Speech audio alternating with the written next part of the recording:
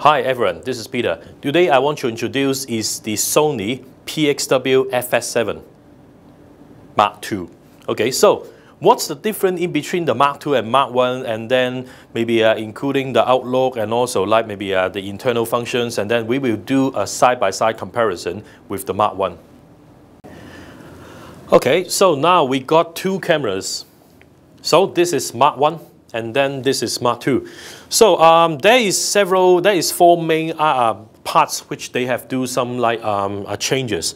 So which we talk about like the main body first. So on the Mark I and the Mark II, you will see there is maybe additional. There is three more customized buttons on the side of the panel for this, and then they are missing because I think nowadays there is a lot of people, and then they want to put on more custom functions on the body, and then when they are taking out like the handles. So that's why on here you will get like more buttons. And the other thing is there is a major difference is on the Mark I, the ND is probably optical ND. So that means when you flip the NDs and then they are actually just, you see there is a ND, just put it onto the in front of the sensor. But for this one, they are using the same technology on the FS5, which is the variable ND. So the variable ND is just like maybe on the two glasses, and then there is a layer of the electrons on that, and then when you put on the power, and then most likely, and then that layer will be actually getting black.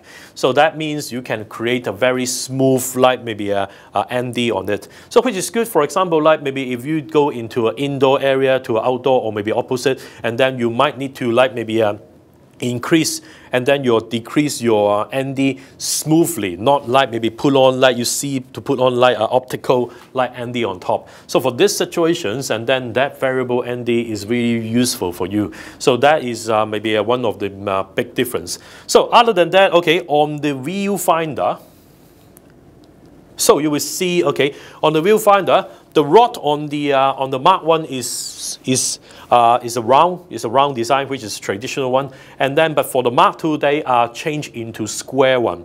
So the square one, they said like the square one is actually much harder to just slap it on, but for the Mark I, they are very famous about like to slap on the viewfinder. So this is quite a good improvement. And also at the same time, surrounding that square, they have put on some rubber on it, so which is make it much tighter. So at the same time, okay, you see there is a two lock over there, so you can actually change like differently rather than maybe one lock doing the two things, which is make the things a little bit like complicated.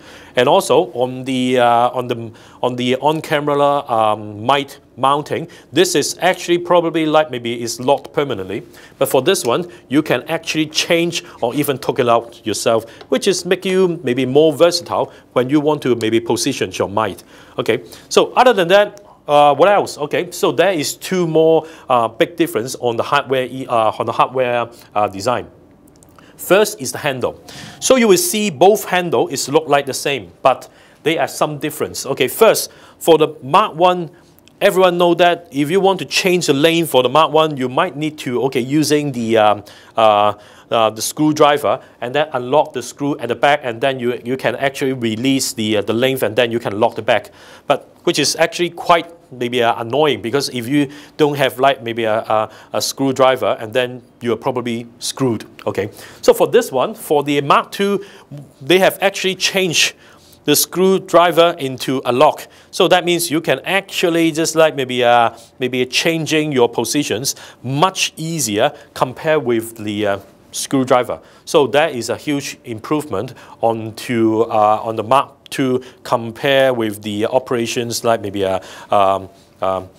functions. So other than that, okay, the other biggest like maybe improvement for the Mark II compared with Mark I is the lens mounting design.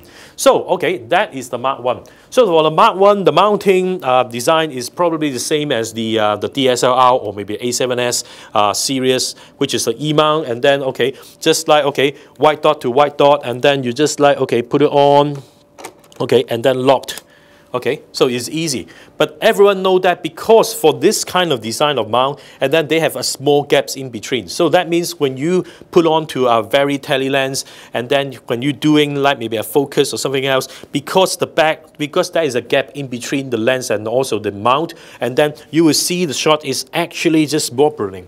And then, yeah, you can actually using a rods, a mat box, all the things, and then to support it, and then to let it make it like maybe steady. But maybe that is some like maybe a disadvantage on the design of this original like E-mount adapter. So, but for the Mark II, they have changed a lot. So first, you will see they have put on the E-mount, but make it more like a kind of like PL mount mounting mechanism.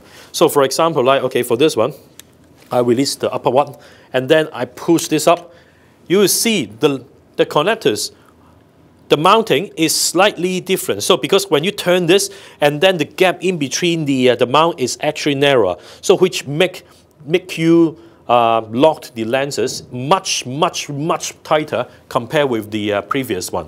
So but how you lock it up, and then you might have to maybe live with it, because you have to align the lenses, okay, perfectly, and then start to turn, and then you can actually put further like maybe lock onto this unit, which makes the lens almost like impossible to just like maybe wobbling around in between the body and the lenses, which is a big improvement on the mounting mechanism compared with the Mark I. So other than that, okay, if you are talking about like the Mark II K with lenses, there are a huge difference, because okay, everyone know that on the Mark I, the lens come with it on the K versions, so which is with lens, is the 28-135 mm f4 OSS optical stabilizer lenses, so which is support 4K. But for the Mark II K versions, the lens come with it is changed to 18 to 110 mm f4 OSS lenses. So okay, you say, okay, the range still like a bit odd, because okay, now they have an improvement, which is they give you a wide angle, which is 18. But maybe the tele, okay, is still like maybe even a bit shorter than compared with the 28 to 135.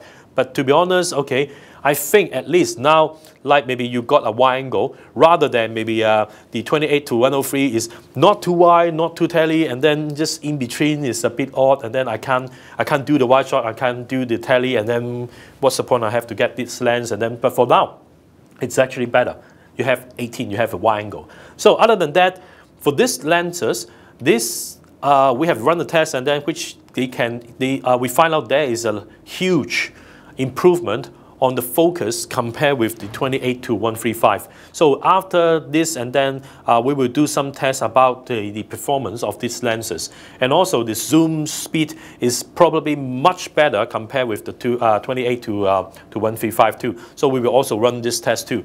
So okay, that's it. That is the outlook on the hardware-wise different in between the Mark I and Mark II. So afterwards, and then we will going to talk about like the what's the difference in between the menu inside. Okay, so on the menu settings, on the functions of this Mark II, unfortunately they don't have a lot of improvement. So there is two major ones. So okay, so first is the reaction time for the menu is actually much faster compared with the Mark I, because Mark I, a lot of people find out like maybe when you change the menu, and then it's a bit of delay when you change everything. So now it's much smoother. And then the other thing is now on the paint, and then in the matrix, so on the preset select, now you can set either is F55 light 709, or maybe the BT2020. So the BT2020 is similar than the 709, which is the HD standard on the color space is the 709. But if you're talking about 4K, the standard of the color space is the BT2020.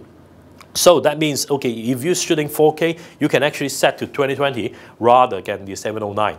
So, okay, that is the two major functions improvement on the Mark II. So everything is the same compared with Mark I. Okay, so because the FS7 Mark II, the design is probably the same as the Mark I, so that's why the your existing rig system for FS7 can work together, which is good. Just like this shape special shoulder mount unit for the FS7, so you can work with the Mark II again, saving money. Okay, so this is the lens for the Mark II kit lens, which is the 18 to 110. So this one is the Mark I kit lens, which is 28 to 135. So for me, okay, for the size and also for the weight, they are pretty the same. So, but I think the 18 to 110 will be better because, okay, you got like a wider shots, and then for the 28 to 135, especially on the Super 35, and then it's not too wide, not too tally, and then it's just in between. It's quite hard to use. Okay, other than that, okay, there is two big improvement on the hardware wise. Okay, first, on the 18 to 110, and then on the hood, there is a built-in covers, which is fantastic because, okay, on the 28 to 135, that is another cap. So maybe if you in a hurry and then you put it in somewhere, and then that cap will be so easy to get, like maybe a loss. So, and then you have to pay for it, and then it's a lot of hassle.